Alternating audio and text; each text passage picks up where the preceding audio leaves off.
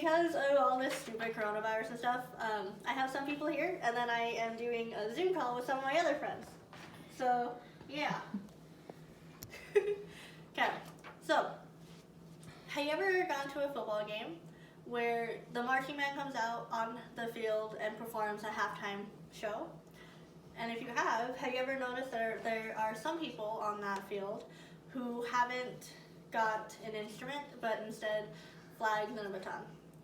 Those people are part of a color guard team, and not a whole lot of people know what a color guard team is, besides what they know of the military's color guard team, which is completely different. The only people who know about color guard are the people who either had a personal experience in it with being part of a team, or people who know people who are in a color guard team. I plan on explaining why this activity needs to be considered a sport, and then demonstrating some of the actions that can be performed with either a flag or a baton. So first off, I want to start by defining what a sport is. A sport is an athletic activity that is performed, an athletic activity requiring skill or physical ability, and often of a competitive nature. And as a lot of people in color guard will attest to, guard definitely requires a lot of physical activity to be able to do the things that we do. Because when you're working with a weighted flag or a weighted baton, they don't, just holding them, they aren't all that heavy.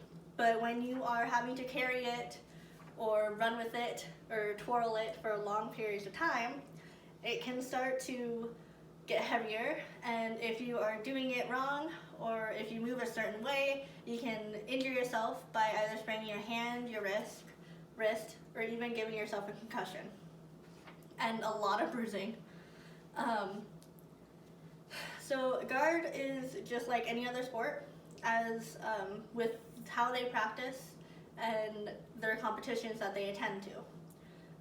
But it isn't all just twirling a flag or a baton or anything like that. You also have an aspect of dance into your routines. So when a guard person is swinging their flags or their batons, in high school we used to call it keeping it into your toaster, so you have more control of your item that you are holding. And that control takes a lot to do, especially if you're working with band members and their instruments. Yeah, you have to really avoid hitting them. And in high school, I was notorious for hitting band members, their instruments, other people. So yeah, but eventually you learn to control that so you aren't losing it as often when it hits your hand, or other stuff that might happen with the wind and so on and so forth.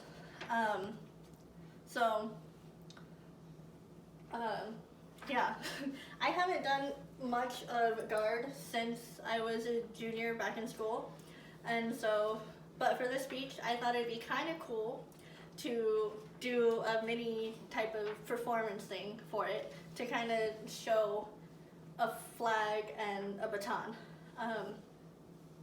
So yeah, for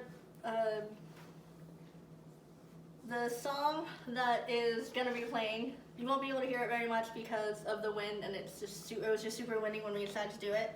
But the song is Infinity by One Direction. So yeah.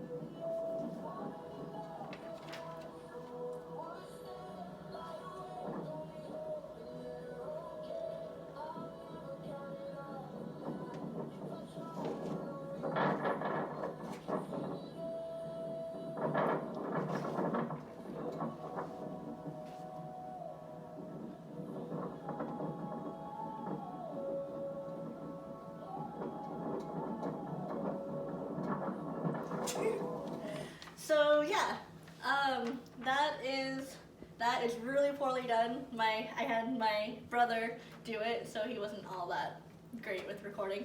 But yeah. Yeah, and so also like football, whenever we do a performance and we have to kind of block stuff out, that's just gonna go on the floor. We have a kind of setting paper thing to where we need to know where we're gonna go for each part of the song. So just like in football, you need to have a playbook for each thing that you do. This is kind of, I guess, the playbook for Color Guard for one of our halftime shows back in school. So yeah, I really hope that with this you're able to see where I'm coming from with the amount of stuff and activity that goes into Color Guard to make it a sport. Thank you all for listening, and yeah, I appreciate it. Thank you.